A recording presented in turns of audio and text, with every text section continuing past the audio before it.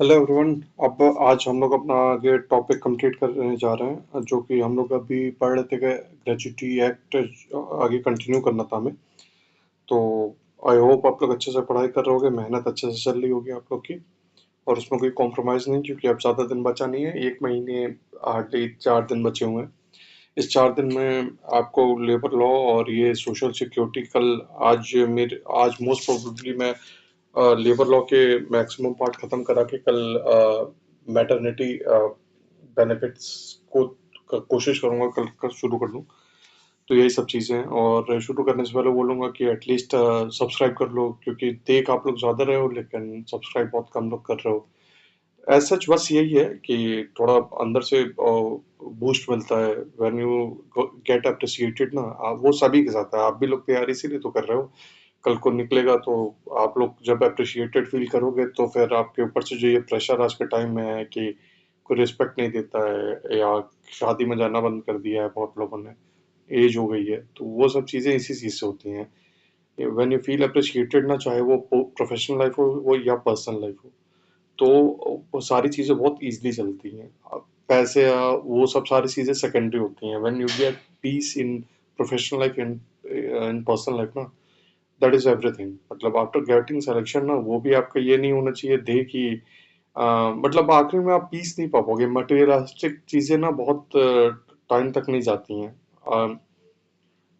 तो इन सब चीज़ों के लिए मैं इसीलिए बोल रहा हूँ कि अ, मतलब थोड़ा बहुत आप लोग अप्रिशिएट कर सकते हो, अदरवाइज वो तो आपके मन के ऊपर है, आप लोग कैसा आगे मतलब सोचते हो या समझते हो।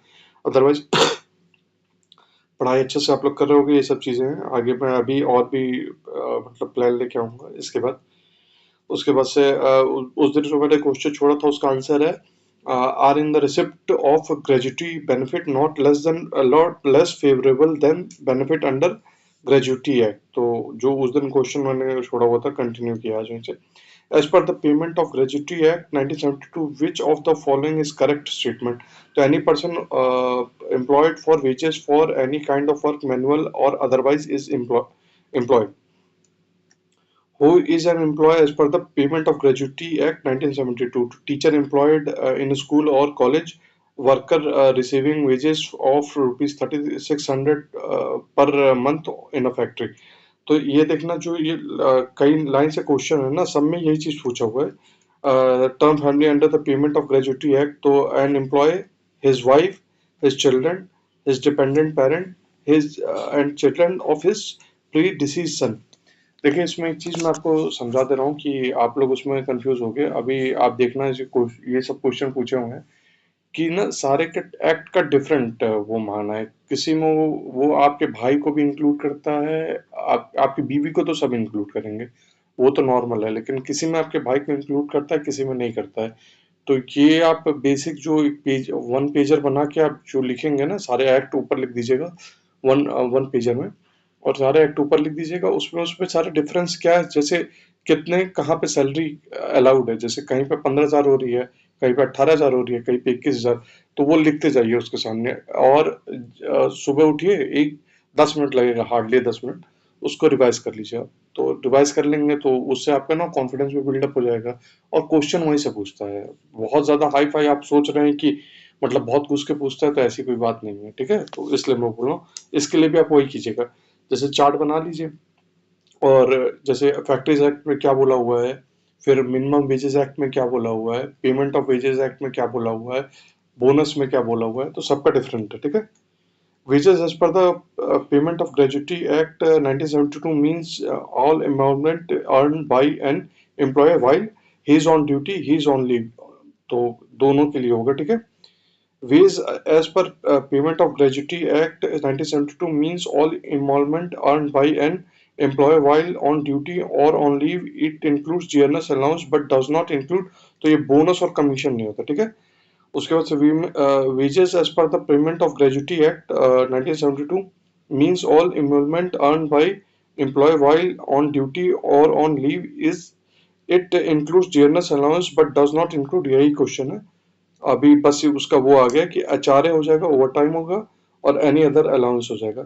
Completed year of service means continuous service for 1 year, ठीक है। Completed service for 1 year. अब इसमें भी सबका डिफरेंट डिफरेंट है, इसमें भी आप चार्ट बनाएंगे, ठीक है। इतना आपको करना पड़ेगा, अगर आप इतना नहीं करेंगे तो आप भूल जाएंगे। सुपरनोशन मीन्स तो attaining is as fixed in the contract और condition of services. According to Payment of Gratuity Act 1972, employee is said to be in continuous service sorry, थोड़ी तबीयत मेरी खराब है, for period if he has in uninterrupted service. Which of the following uninterrupted is not considered as uninterrupted service for considering continuous service? तो absent due to sickness मतलब तबीयत खराब है, तो मान लो वो घर पे है तो उसको नहीं अनइंटरप्टेड नहीं माना जाएगा। और एब्सेंट ड्यू टू एक्सीडेंट, मान लो एक्सीडेंट हो गया, अब वो अब उसका पैर टूटा हुआ है तो वो काम पे थोड़ी जाएगा। Gratuity shall be paid to an employee after he has rendered continuous service of not less than 5 years, ठीक है। सबका ये भी डिफरेंट है, इस पे आप चार्ट बनाएंगे। सबकी सर्विसेज कब पेमेंट होगा कब नहीं, बोनस का अलग है, बोनस पेमेंट एक्ट का अलग है, ठीक है। For calculation of gratuity under the payment of gratuity act the number of days a month is to be taken 26 है, ठीक है। 30 डेज नहीं होता है यहाँ पे।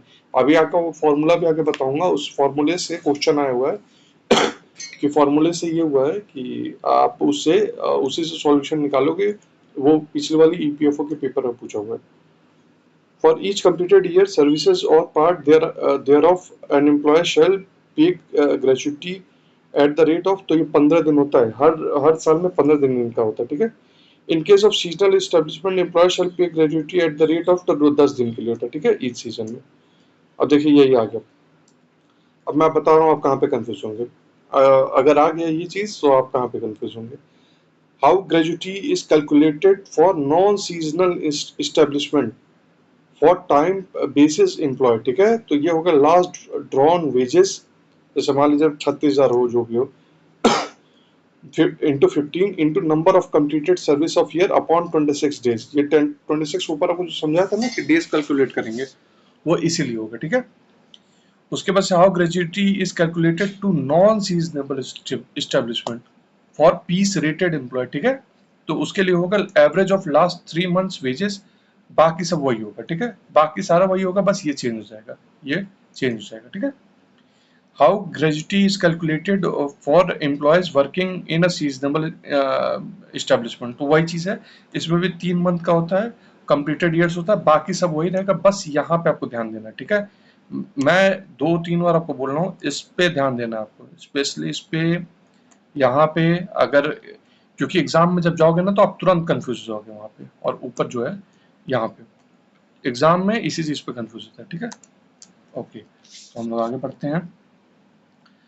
gratuity is payable to dash when the employee is living at the time of retirement, तो employee होगा।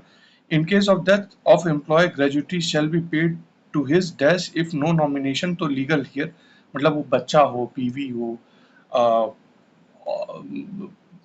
जो इसके अंदर वो है वो सारे के सारे। In case of death of employee, gratuity shall be paid to his if nomination made, तो इसका सॉरी ये रहा नॉमिनी, जो नॉमिनी जैसे डाला गया उसी को दिया जाएगा।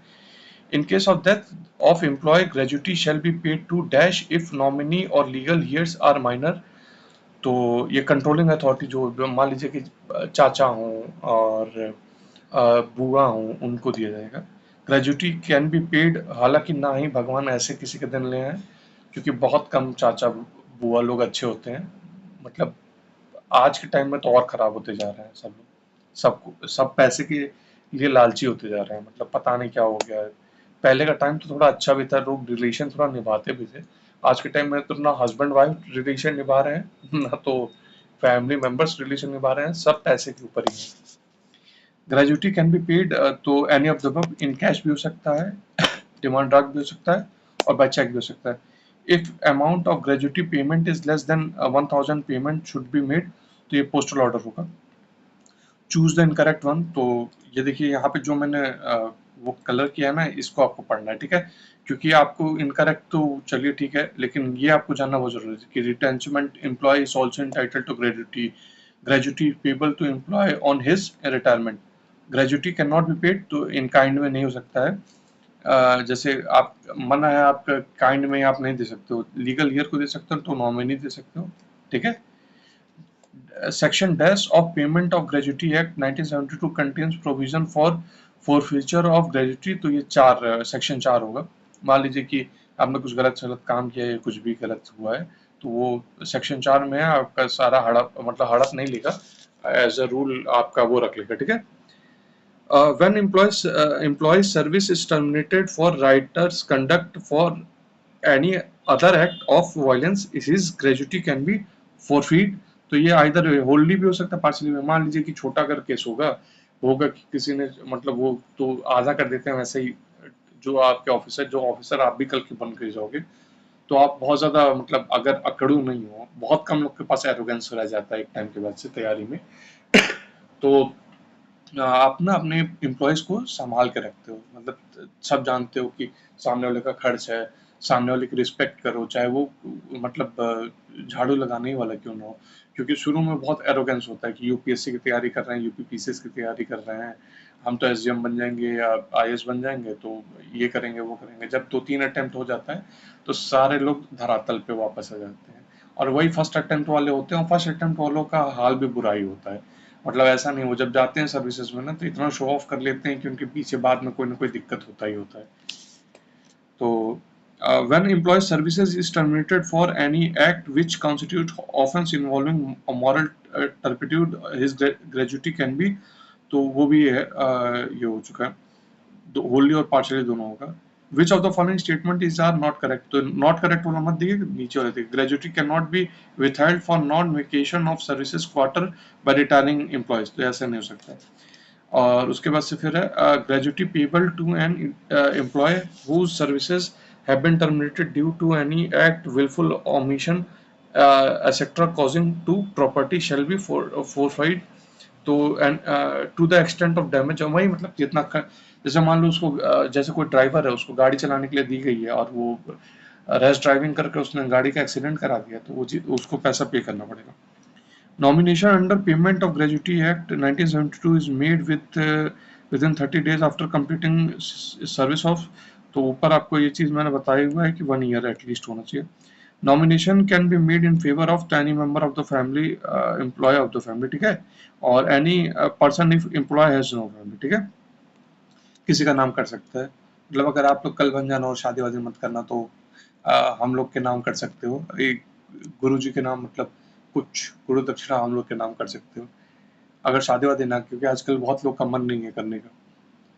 तो as per the payment of gratuity act 1972, if employees acquire family nomination in favor of other person will be cancelled and fresh nomination in favor of family is made within to 90 days में होगा, ठीक है, sir आपको डालना पड़ेगा। Which among the following is not correct statement with reference, ये तो incorrect वाला छोड़िए, ये राइट वाला देखिए। Nomination become effective from the date of receipt of nomination, मतलब जिस दिन आपको मिल गया हाथ में ना कि ये आपका ये मेरा नॉमिनेशन है, जैसे आपने मेरा नाम डाल देंगे आप फ्यूचर में, तो उस दिन से मेरा हो जाएगा। उसके बाद से which of the following is correct statement with reference to payment of gratuity act. तो if nominee dies before employee fresh nomination shall be made. वैसे भगवान ना करे, लेकिन कोरोना के बाद से तो हम लोग ये बहुत देख चुके हैं कि जो काम कर रहे थे बेचारे वो बच गए, और जो फैमिली मेंबर्स वो चले गए। चूज द इनकरेक्ट, तो ये इनकरेक्ट में देखिए, राइट वाला देखिए आप। An employee may make more than one nominee for gratuity और nomination shall be made in favor of one or more family member, तो हो सकता है। An employee who is eligible for payment a gratuity shall be paid, वो ऊपर मैंने आपको बताया 30 days के अंदर है। In case of delay of payment of gratuity, तो simple interest होगा उस पे, ठीक है। In case of dispute regarding the amount of gratuity payable, an application shall be made, तो एक controlling authority होगा। यहाँ पे appropriate government नहीं आएगा, मैं आपको बता रहा हूँ, यहाँ पे चेंज कर देगा यूपीएससी। यहाँ पे जो आपको ऑप्शन दिया है ये बहुत इजी दिया है ना, नहीं यूपीएससी में अप्रोप्रिएट गवर्नमेंट डाल देगा, उसके बाद स्टेट गवर्नमेंट डाल देगा, और फिर सेंट्रल गवर्नमेंट भी डाल देगा, आप उसी में कंफ्यूज हो जाओगे। The employer is under obligation to pay gratuity amount within 30 days from the date it becomes payable, simple interest at the rate of 10%, ठीक है, ऊपर मैंने आपको बताया ये परसेंटेज 10 है। Which of the following is correct statement as to payment of gratuity act 1972। तो it lump sum payment made by the an employer to employee in consideration of his past services when the employment is terminated. In case of employment coming to an end due to retirement superannuation, it enables the affected employee to meet the new situation, which quite often means a reduction in earning or in total stoppage of earning. In case of death or of an employee, it proves much needed financial assistance to the surviving member of family. तो ultimately यही चीज, जब आप retire होते हो ना, तो आप अगर आपने अपने फादर या मदर में से किसी को घर पे देखा होगा, क्योंकि अभी तो हमारे यहाँ और कोई है नहीं, तो ऐसे ही होता है ना कि जैसे आप रिटायर होते हो तो उस समय 6 महीने पहले से आपका पैसा कुछ मिलेगा भी नहीं, मतलब सैलरी मिलती है लेकिन अगर आपको कुछ एक्स्ट्रा ऑर्डिनरी जरूरत पड़ गई तो पैसा नहीं मिलता है, और जीपीएफ कटना भी बंद हो जाता है। तो ये सब चीजें होती हैं, तो मतलब आपके पास पैसे की बहुत, मान लो कुछ काम कराना हो, रिटायरमेंट होती है ना, कई लोग को अपने बच्चे की शादी करानी होती है कुछ, तो यही सब पैसे जो का आते हैं ना, काम में आते हैं। और जो जिनके घर में रिटायर्ड मतलब हुए हैं और पेंशन पे चल रही है, उनसे आप पूछिए कि सोशल सिक्योरिटी जो अभी ओपीएस चल रहा है ना, जो लोग हैं वो कितना हेल्पफुल है उनकी फैमिली के लिए। अगर वो नहीं होता तो आज उनकी फैमिली का हाल क्या होता। तो पेंशन कितना इंपॉर्टेंट है, सोशल सिक्योरिटी कितने इंपॉर्टेंट है, ये आप जो लोग समझ रहे होंगे वही जानते होंगे। इसीलिए ईपीएफओ में अब जब भी आप लोग जाइएगा तो कोशिश यही कीजिएगा कि जितना अपने तरफ से एथिकल हो सकते हैं। मैं जानता हूँ गवर्नमेंट डिपार्टमेंट है तो पूरे तरीके से कोई एथिकल नहीं हो सकता है, लेकिन फिर भी आप कोशिश कीजिएगा कि मैक्सिमम जहाँ तक एथिकल हो सकता है वहाँ तक एथिकल रहिए। उसके बाद से फिर यह है कि as per the provision of payment of gratuity act 1972, an employee working in a seasonal establishment shall be deemed to be in continuous service if he has served for not less than to 75% of the number of days of which the establishment was in operation। ठीक है। As per the provision of payment of gratuity act 1972, which under which of the condition an employee shall be entitled for payment of gratuity even if he public she has not rendered 5 years of continuous service। तो वो death में और disablement में अभी आगे आएगा और भी इसके बारे में इंफॉर्मेशन। an employee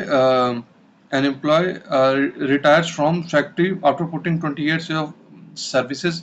देखिए ये प्रैक्टिकल है, ये वाला क्वेश्चन ऐसे आ चुका है। तो ये देखिए इसका ना फॉर्मूला ये है, इसका जो ये वाला फॉर्मूला है ये आप कर लेंगे। जैसे मैं आपको ये चीज़ बता दे रहा हूँ कैसे होगा। अब जैसे मान लीजिए कि ये फॉर्मूले में दिया हुआ है monthly rate of wages last drawn, तो ये हो गया 39,000। उसके बाद से फिर क्या है, इंटू 15 है, ठीक है। फिर into number of days of year work, तो ये 28 ईयर्स के लिए वर्क है, ठीक है, 28 ईयर्स के लिए। उसके बाद से फिर डिवाइडेड बाई 26 है, यहाँ पे डिवाइडेड बाई 26 है, एक अभी फॉर्मूला और आगेगा वहाँ 100 होगा, ठीक है। तो ऐसे बस करके आप ये निकाल लीजिएगा, ठीक है। तो ये इसलिए मैंने मतलब समझा रहा हूँ क्योंकि ये क्वेश्चन पूछा हुआ है एपीएफसी में, शायद 2015 वाले क्वेश्चन में पूछा था या 2012 वाले में, किसी एक में पूछा था सॉल्व करने के लिए। तो आप उस समय सॉल्व नहीं कर पाएंगे, ये भी उसी फॉर्मूले से होगा, ठीक है। under the provision of payment of gratuity act 1972, employees working in seasonable establishment who has not been working who has not been employed throughout the year, the employees shall be paid gratuity at the rate of the 7 days of wages of every season होगा। what is the qualifying service to claim gratuity, मैंने ऊपर आपको बताया था ना 5 साल होगा। तो ये वही चीज है, सॉरी यहाँ कट गया है, ये 5 साल होगा, ठीक है। उसके बाद से फिर ये the maximum amount of gratuity has now been enhanced to 20 lakh हो गया, पहले 3.5 लाख था, अब 20 लाख। अंदर ये भी 20 लाख कर लीजिएगा, ठीक है, 20 लाख है ये। अब हम लोग का आ गया दूसरा टॉपिक, तो एम्प्लॉयज कंपनसेशन एक्ट। तो let's go for next topic. तो आज हम लोग शुरू करते हैं, और स्पीड हम लोग की सही है, मोस्ट प्रोबेबली हम लोग 3-4 दिन में सारा खत्म कर देंगे। The employees compensation act 1923 provides for payment of compensation to the employees and their dependents तो ये इंडस्ट्री एंड ये देखिए यहाँ से जितने क्वेश्चन है ना ये सारे सेम ही चीज बोल रहे हैं, बस इंडस्ट्री चेंज किया हुआ है, ठीक है। तो मैं आपको आंसर बताते जाऊंगा। तो इंडस्ट्रियल एक्सीडेंट ऑक्यूपेशनल डिजीज से बहुत बहुत में होता है। उसके बाद से वही चीज पूछा है कि अप्लाइज टू, तो certain railway servant person employed in hazardous employ such as factory mines plantation mechanical propelled vehicle construction work. तो यही वो भी वही आगे पूछा है कि कहाँ पे ये एप्लीकेबल है, तो होल ऑफ द इंडिया पे है। Sorry. As per employees compensation act 1923 dependent means, तो ये बोथ ए और सी होगा, ठीक है। मतलब relatives of deceased employee near dear deceased employees, तो ये सॉरी सी अविडो होगा। As per the employees compensation act 1920 who is dependent from the following, तो एक माइनर सन होता है, डिपेंडेंट वही होते हैं, ठीक है। As per the employees compensation act who is are dependent from the following, तो विडोड मदर जो होती है, जो मम्मी लोग होती हैं, मान लीजिए नहीं है पापा, तो आप मतलब वो आप ही ना उनके लिए ताकत है, चाहे आप बेटी हैं चाहे बेटा है। Major son who is unsound mind, ठीक है। तो जैसे मान लीजिए किन्हीं कानून से किसी के बेटे का दिमाग की वो ठीक नहीं है, तो सॉरी आज आप लोग को दिक्कत हो रही है मेरे कासे से, लेकिन अभी आज थोड़ा सा बियर कर लीजिए। As per the Compensation Act 1923, who is are not dependent from the following, तो none of the above होगा, माइनर ब्रदर नहीं होगा, अनमैरिड सिस्टर नहीं होगी, और बोथ ऑफ द। और अब ये चीज देखिए, मैंने आपको बताया था ना कि जब अनमैरिड सिस्टर कहाँ पे, मतलब कहाँ पे उसको कब वो मिलेगा, तो वो आप हमको बताएंगे। As per employees compensation act 1923 who is are dependent from the following, तो ये minor child of predeceased son होगा, a minor child of predeceased daughter होगा, पैटर्नल ग्रैंड पेरेंट्स होगा, जो पापा के साइड के होते हैं उनको पैटर्नल कहते हैं, ठीक है। As per employees compensation act 1923 who is are employee, तो ये सारे के सारे होंगे मास्टर सीमैन और members of crew ship. The employees compensation act who is are employee, तो आइदर ए और बी होंगे। Captain of the aircraft, person recruited as driver, helper, mechanic, cleaner, ये सारे के सारे होंगे। who of the following person have been engaged to the work, तो ये सारे के सारे होंगे। Driver engaged by the company in place of absent driver for company's work, mechanic employed for installation of cotton ginning machine and cutting machine, a person employed in a dairy farm where water is used by the electric pump to look. As per Employees Compensation Act 1923, who is employer, तो ये सारे के सारे होंगे, ठीक है। Person incorporated और not, managing agent of the employer, represented legal representative of deceased employee, ठीक है। As per employees compensation act 1923 who is are employee, तो ये बोथ होंगे, कॉन्ट्रैक्टर भी होंगे, general manager in case of railway, ठीक है। As per employees compensation act wages do not include, तो ये देखिए travelling allowance and travelling concession. Travelling concession तो मान लीजिए किसी में भी आएगा ना, आंख बंद करके मार दीजिएगा, ये ट्रैवलिंग कंसेशन कहीं अलाउ नहीं होता है। As per the employees compensation act 1923 wages do not include, तो pension fund. As per the employees compensation act 1923 wages do not include, तो ये प्रोविडेंट फंड को इंक्लूड नहीं करता है, ठीक है। और सॉरी, अब ये वाला जरूरी है, ठीक है। Which of the following terms are defined in the workmen's compensation act 1923, तो ये वर्क्समैन, सीमैन एंड डिपेंडेंट है।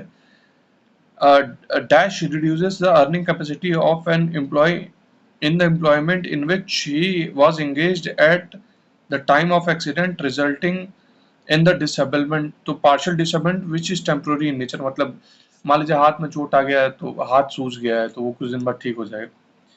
Dash reduces for all time his earning capacity in every employed which he was capable of undertaking at the time to partial disablement which is permanent in nature। जैसे मान लीजिए कि आपका उंगली में बोल दो तो टूट गया, और आपको काम पेंटिंग का करना है, भले ही आप मतलब पहले पेंटिंग जैसे आप करते थे वैसा आप पेंटिंग थोड़ी कर पाओगे। मान लो कि आपका उंगली टूट के और थोड़ा अजब हो गया तो sorry.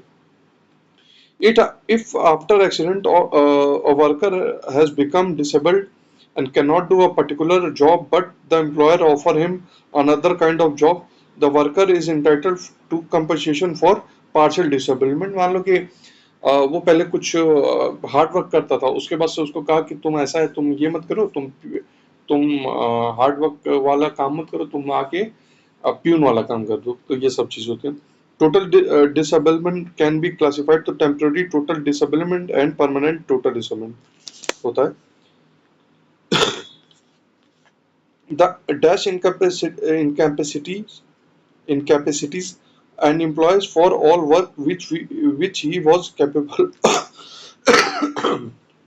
which he was capable of performing at the time of accident, resulting in such disablement to total disablement होगा। If due to any physical defect a workman is unable to get any work which workman of his class ordinarily perform, has thus lost the power to earn, he is entitled to compensation to total disablement होगा। जैसे मान लीजिए कि वो factory में काम करता था तो मतलब वो मार दिया। मान लीजिए फैक्ट्री फैक्ट्री में काम करता था तो अब मैं एग्जांपल मतलब है तो लेकिन अभी याद नहीं आ रहा है। जैसे मान लीजिए आप उसका ही ले लीजिए जो सिक्योरिटी गार्ड होता है, वो रोज सुबह से शाम तक खड़ा होता था, लेकिन एक दिन गेट उसके ऊपर गिर गया और उसका पैर टूट गया। अब वो खड़ा तो हो नहीं पाएगा। अब वो कहीं भी जाता तो लोग उसको देखते थे कि वो खड़ा नहीं हो पा रहा, तो वो क्या सिक्योरिटी देगा। तो उसके लिए उसका मतलब पार्शली मतलब वो तो चल पा रहा है लेकिन वो लंगड़ा के चल पा रहा है, इसलिए। तो ये सब एग्जांपल होते हैं। Where a workman through physical capable of doing work cannot get employment in spite of best effort, he becomes incapacitated for all work, hence entitled to compensation what total होगा। In an injury, the workman has amputated his left arm from elbow. Who was a carpenter? It was तो भाई अब एक चीज बता, जो carpenter है उसका हाथ से ही काम होता है, उसका उड़ ही गया, मतलब हाथ ही एल्बो से उड़ गया तो वैसे ही हो गया था ना। जैसे मान लो कि जो आजकल के रील रील बनाने वाले हैं, अगर मान लो उनका जुबान ही उड़ गया, तो जैसे वो सबको ज्ञान देते रहते बिना पढ़े लिखे, जितना ज्ञान देना रहता है वो देते हैं। कोई भी है एक्स वाई जेड कुछ भी नहीं जानता है, वो आजकल सब ज्ञान दे रहे हैं। मतलब सोचो इतनी आबादी है, कोई भी मुंह उठा के इतना ज्ञान दे रहा है। पढ़ना लिखना किसी को नहीं है। और जो बेचारे एसएससी में, यूपीएससी में, यूपीपीसीएस में, इवन जो क्लर्क ग्रेड में भी जो सेलेक्ट हो रहे हैं, जिनके पास नॉलेज है कुछ भी कि कॉन्स्टिट्यूशन क्या होता है, ज्योग्राफी क्या होता है, वो बेचारे चुप होके अपना काम कर रहे हैं। और जो कुछ नहीं जानते हैं वो सारा का सारा ज्ञान दिए पड़े हैं। क्या बोला जाए, वही था ना कि रामचंद्र कहेगा ऐसे ऐसा कलयुग आएगा, वही वाला सिस्टम है। तो which of the following types of injuries are listed in part 2 of the schedule 1? तो permanent total disablement होगा। Which of the following types of injuries are listed in part 2 of schedule 1? तो permanent और partial disablement होगा। और a workman who was a mechanic suffered compound fractures of both wrists, rendered useless for doing any work mechanic he has suffered। Although मैंने टिक तो लगा दिया लेकिन ये मुझे आंसर आपसे पूछना था। A minor was blinded in the right eye as a result of accident, but was physically fit to do his former job. In spite of his all effort, he failed to secure job as a minor. What kind of disablement it? तो ये permanent partial disablement हो जाएगा। As per the Employees Compensation Act 1923, personal injury includes, तो ये तीनों होगा, nervous shock भी होगा, ब्रेकडाउन भी होगा, मेंटल स्ट्रेन भी होगा। अब मान लीजिए कि वही चीज़ है कि आप अच्छे ऑफिसर नहीं बनते हैं, अपने एम्प्लॉयज़ को रोज आके अपना घमंड दिखाते हैं, अपने आप को उसको कोई गलत काम कर देता है, मान लीजिए कुछ गलतियां हो जाती हैं तो आप उसको नीचा दिखाते हैं, तो वो मतलब उसको मेंटल स्ट्रेन दे रहे हैं आप, तो वो कुछ दिन के बाद से उसका वर्क जो काम करने की उसके अंदर टेंडेंसी है ना वो कम हो जाएगी। तो इसीलिए कहा जाता है कि जब भी आप ऑफिसर बनते हैं ना तो आप एज अ लीडर आपको मतलब सबका ख्याल रखना होता है। एज ए ये नहीं होता है कि आप पता है आपको कोई नहीं भी पसंद आ रहा है ना, फिर भी आप कोशिश यही कीजिए कि आप मतलब उसके खिलाफ कोई मतलब निगेटिव एकदम वो बायस बना के मत रहिए। तो ये चीज़ होता है। Electrician who had who had to go frequently to a heating room from the cooling plant contracted pneumonia, which resulted in his death. It is the injury caused by an accident arising out of and in course of employment. ये सब basic ये common sense है, अगर आपको answer आप देख लें और ऐसे आपका आ रहे हैं तो आप कर लें. Which ये है which ऑब्लिक कार करेक्ट. तो in the course of employment means workman at the time of accident must have been employed in the performance of his duty and accident took place at or about the place where he was performing his duty. ठीक है.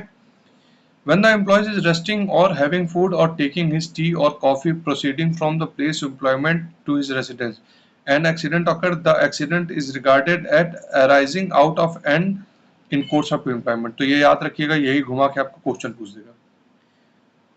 उसके बाद से as per employees compensation act 1923 in which of the following case employer is liable to pay compensation. तो ये I guess सारा होगा, सारा होगा. Sorry. An employee working in shed was injured by the fall of wall which was not property of his. Property नहीं है तो क्या आप किराए पे लेके काम करा रहे हो ना. तो किराए पे काम करा. सॉरी, थोड़ा पीछे से आवाज आ रहा होगा. तो जो तो जैसे मान लीजिए आप किराए पे काम लेके कर रहे होगे, तो वो आपकी भाई आपके वो दिमाग, मतलब आप किसी से किराए पे लियो तो वो आपका है ना कि आप बिल्डिंग का पहले देखो, फिर आप अपने एम्प्लॉयज को वो करो. अब गिर जा रहे शेड तो भाई पैसे तो आप ही को देने पड़ेंगे. An employee working shed was injured by the fall of wall, तो वॉल का भी वही सिस्टम है. ठीक है. Employee working in a shed was injured by fall of wall which was not property of his employer but under his control. तो ये होगा. A workman while returning home after duty was murdered within the premises of employer. तो entitled for compensation मैंने आपको बताया ना, होगा. As per the factories, as per Employees Compensation Act 1923, in which of the following case employer is liable to pay compensation. तो ये होगा F. A permanent security guard of XYZ company was returning home after his duty was over. Within the factory premises, another employee G abused him and in fight F was killed. तो ये होगा. As per the Employees Compensation Act 1923, in which of the following case employer is not liable for compensation? A laboratory assistant consume a chemical during the night shift and dies. तो भैया वो थोड़ी वो करेगा. अब मान लीजिए कि कुछ लोग होंगे, मतलब आप में से कोई होगा जिनको बहुत शौक होता होगा कि नशे कर लेते हैं, तो एक बार में 25 टाइप के नशे सोचते होंगे. मतलब मैं सबको नहीं बोल रहा हूँ, कुछ लोगों के इसमें कि ये तो ओल्ड राजेंद्र नगर में, मुखर्जी नगर में चलता ही रहता है, बहुत कॉमन आजकल हो गया है. तो थोड़ा ड्रिंक भी ले लेंगे, थोड़ा सूखे नशे भी ले लेंगे, थोड़ा वो भी ले लेंगे. तो भाई ऐसे लोग यहाँ पे भी पड़े हुए हैं कि ऑफिस में आने के बाद सोचते होंगे अरे इससे भी एक बार जरा चांस करते हैं. तो ऐसा इसके लिए आपको वो नहीं रखेगा. ठीक है. As per Employees Compensation Act 1923, employees is not liable to pay compensation when injury does not result in a disablement for exceeding a period exceeding dash days. तो ये 3 होगा.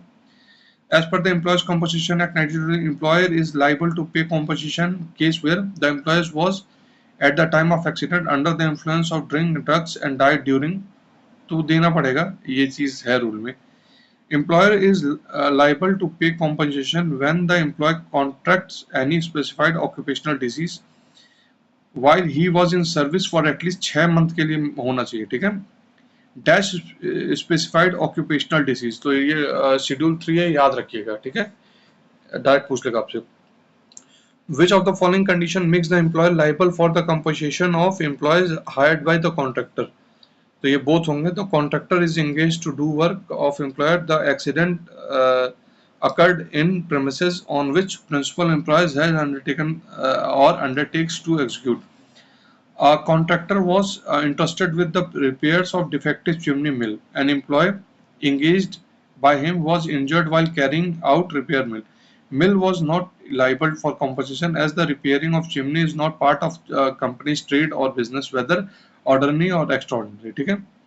A cartman was engaged by a rice mill to carry rice bags from mill to railway station. The cartman met with an accident on a public road while returning back from railway station.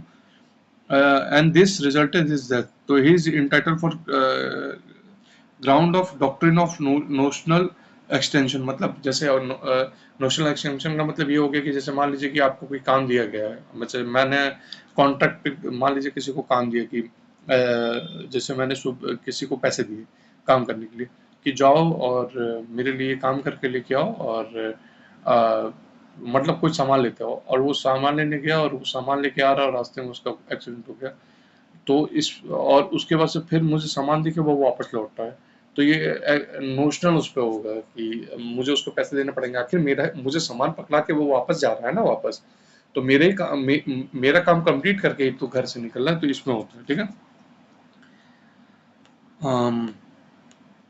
उसके पास से क्या है, हाँ compensation payable under the employees compensation act, तो ये assign, charge और attach तीनों होता है, ठीक है। Compensation is payable as per section 4 read along with, तो ये शेड्यूल 4 के साथ होता है। Schedule 4 of employees compensation act, तो ये relevant factor based on age होता है, ठीक है। अब देखिए यहाँ पे कंफ्यूजन आपको आएगा, वही मैं आपको इसलिए फॉर्मूला वहां समझाया, ठीक है। यहाँ पे आपको इसलिए मैं फॉर्मूला, सॉरी अरे यार हो गया, हाँ हाँ खुला है। कंपनसेशन फॉर डेथ, तो ये 50 मंथ होता है, 50 होता है, मंथली वेजेस होगा और रेलेवेंट फैक्टर होगा और 100 है, ठीक है। अब एक चीज ध्यान दीजिएगा, यहाँ पे आपको टोटल डिसेबलमेंट दिया हुआ है, तो यहाँ पे 60 होगा, ठीक है। ये जो आपका यहाँ पे होगा और ये यहाँ पे होगा, आप जब देखेंगे एग्जाम में तो कंफ्यूज हो जाएंगे, आप डेथ वाले को 50 दिखा देंगे और जीने वाले मतलब इसके लिए परमानेंट डिसेबलमेंट के लिए आप शायद 50 लगा दें, लेकिन उल्टा होता है, जानते हैं जब डेथ होती है तो 50 के साथ आप इंटू होता है, और जब परमानेंट डिसेबलमेंट होता है तो 60 के साथ होता है। ये एक्चुअली में इसका पीछे मेरे हिसाब से यही कारण होगा कि जो जिंदा लोग रहते हैं, मान लीजिए डिसेबलमेंट हो जाए तो उनको जिंदगी चलाना उनके लिए ज्यादा टफ है, जो चले गए वो तो चले गए, चलो उनके फैमिली मेंबर्स को पैसा मिल गया, लेकिन जो लोग डिसेबलमेंट हो जाता है उनके ऊपर मेंटल टॉर्चर भी हो जाता है, उनकी फैमिली के ऊपर भी हो जाता है, तो मेरे हिसाब से इसीलिए हो गई। Compensation for permanent partial disablement where injury is not specified in Schedule 1 is payable in proportionate to the loss of earning capacity permanent caused by the injury. Loss of earning capacity is assessed by to qualified medical practitioner. ये वाला पढ़ाया था ना, और याद है एक बार कहीं सर्जन मैंने पढ़ाया था, वो किस एक्ट में था वो आप मुझे बताएंगे, सर्जन कहाँ के लिए? If employer make a default payment of a compensation, तो he is liable to pay interest of 50% amount compensation or penalty, ठीक है। As per Employees Compensation Act 1923, employers is required to submit report on bodily injury and fatal accident within dash indicating circumstances attending death or seriously bodily injured, तो ये 7 दिन के अंदर होना चाहिए। Claim of compensation in case of death, the master of ship and seaman should be made within dash, and when ship is lost within, तो ये 12 month के लिए, और शिप जब खो जाएगा तो उसके लिए 18 मंथ के लिए। अब ये इंपॉर्टेंट केस लॉ है, ठीक है। In which of the cases the following was held, that the test is was it part of an injured person employment or hazard to suffer or to do that which caused his injury. If yes, the accident arose out of his employment. If not, it did not. तो Mackenzie है and corporation limited, Ibrahim Mohammed Issak का केस है ये 1970 का। अब इतना बड़ा आएगा स्टेटमेंट आप तो डर जाएंगे, लेकिन ये क्वेश्चन पूछा हुआ है, ठीक है। In case of in which case of the following cases it was held that if a workman suffer as a result of an injury from the physical defect which does not in fact reduce his capacity to work but at the same time makes his labor unsellable in any market reasonably accessible to him, there will be either total incapacity for work when no work is available to him at all, or there will be a partial incapacity where such defect makes his labor sellable for less than it would otherwise fetch। तो ये सुखाई versus Hukamchand jute मूल होगा, ठीक है। ये याद रखिएगा, ये सारी चीजें आपको याद ही रखनी है। और ये सब तो रेक्टिफिकेशन है। अब केस केस लॉस थोड़ी आपको कोई समझा पाएगा। केस लॉस तब समझा पाएंगे ना जब आप मुझसे अलग से मतलब लॉ की क्लास लोगे, तो फिर जैसे समझा सकता हूँ मैं केशवानंद द्विवेदी सारे के सारे समझाते हूँ, गोलकनाथ सब समझा सकता हूँ मैं तो, लेकिन उसके लिए टाइम चाहिए, वो इजी नहीं है। In which of the following cases it was held that even if the claimant has made a claim of lesser amount than due, his right to claim or the power of the commissioner to enhance the compensation is neither waived nor curtailed, since the principle of waiver or acquiescence has no application to such type of cases. देखिए आपसे ना ये पूछ देगा sir, हम ये पूछ देगा कि प्रिंसिपल ऑफ वेवर क्या होता है, तो ये आपको बताना पड़ेगा और किस केस से वो है, तो ये आपको याद रखना पड़ेगा, ठीक है। तो ये चीज जरूर याद रखिएगा महोदय लोग, अगर नहीं याद रखेंगे तो फिर आप ही लोग झेलेंगे, और क्या। हमारा तो काम है बताना, अगर आप नहीं आप ले रहे हैं दिल पे, तो जब तक चोट नहीं लगेगी ना दिल पे तब तक सक्सेस नहीं जल्दी मिलता है। ठुकरा के मेरा प्यार मेरा इंतकाम देखेगी। Under the Employees Compensation Act under 1923, the minimum amount of compensation payable to employees suffering from the permanent total disablement from the injury, तो ये ₹1,40,000 होगा। वो क्वेश्चन में देखा था ना, तो वही चीज है। तो ये वाला तो है फॉर्मूला, फॉर्मूला जो नहीं पीछे भी आया था उसी फॉर्मूले से ये होगा, ठीक है, वो फॉर्मूले से करेगा। In which of the following situation maximum compensation is paid under the Employees Compensation Act? तो वो मैंने बताया था ना, डेथ नहीं, याद कीजिए, ये मैं आप दिमाग में, डेथ नहीं होगा, परमानेंट टोटल डिसेबलमेंट होगा। Before the enactment of Workmen Employees Compensation Act 1923, workers suffer a personal injury in course of employment claim damage under the common law के अंदर था, ठीक है। As a part of employment contract, any employee accepting employment has to do accept the danger associated ये देखिएगा, danger associated with the job including the possible of injuries.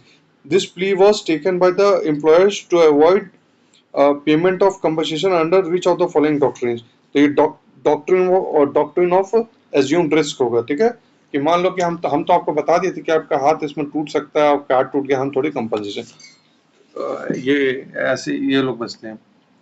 Who among the following relatives of deceased employee are dependent under the Employees Compensation Act? तो ये both 1 and 2 होगा, widowed mother, और मैंने आपको नीचे बताया था।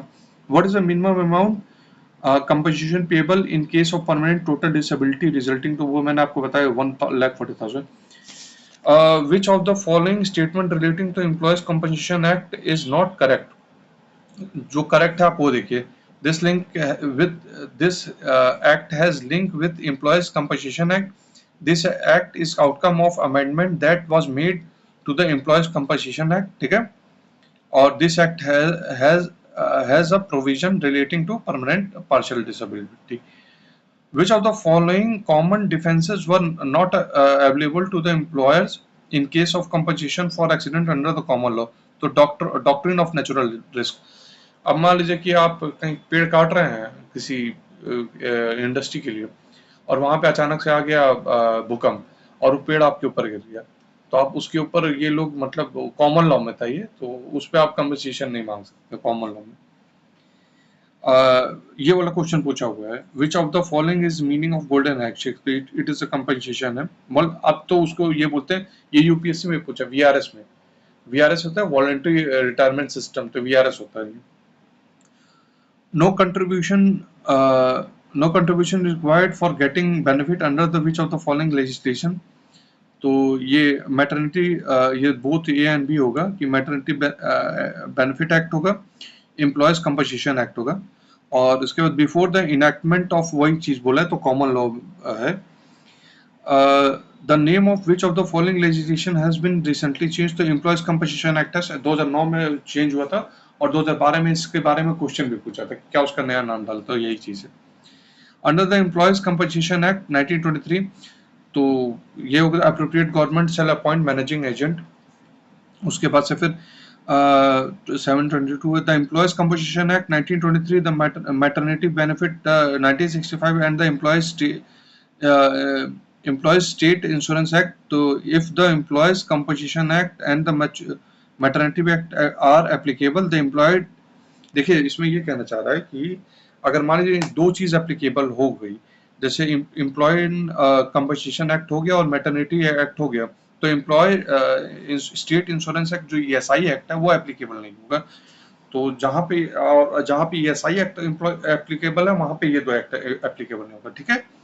तो अभी हम लोग यहाँ पे रोकते हैं, इसके आगे से फिर आज शाम को या कल सुबह जैसे भी टाइम मुझे मिलेगा तो हम लोग आज ये वाला करेंगे, contract labour regulation and abolition act 1970 complete करेंगे। तो आज यहाँ पे हम लोग रोकते हैं, और थोड़ी तबीयत भी डाउन है इसलिए, लेकिन कंप्लीट हो जाएगा। इसके जस्ट बाद है फिर हम लोग शुरू करेंगे मैटरनिटी एक्ट है, उसके ऊपर सही शुरू करेंगे। और अगर आपको अच्छा लग रहा था प्लीज सब्सक्राइब कीजिए और जितना हो सकता है शेयर कीजिए अपने जो दोस्त जो एपीएफसी ईपीएफओ दे रहे हैं। और कोई और जरूरत हो तो मतलब आप बोल सकते हैं टेलीग्राम में, मैं मतलब जिसका जेन्युइन लग रहा है मैं उनका रिप्लाई कर रहा हूँ। बाकी जिनका जेन्युइन नहीं लग रहा है वो एक ही चीज है, बार बार वही पूछ रहे हैं कि कहाँ की बुक है। आप एटलीस्ट कम से कम यूट्यूब पे स्क्रॉल तो करके देखो कि बहुत लोग को मैंने रिप्लाई दिया, आप उससे पढ़ लो। अब आप चाह रहे हो कि वही चीजें रिपीटेड ही क्वेश्चन में रिपीटेड वही चीज की कौन सी बुक है कौन सी बुक है, बता दिया है मैंने। अगर आप इंटरेस्टेड हो तो फिर आप वीडियो में ही समझ जाओगे, नहीं आप वो तो वही चीज रिपीटेड क्वेश्चन कहाँ तक कोई आंसर देगा, तो वही चीज है।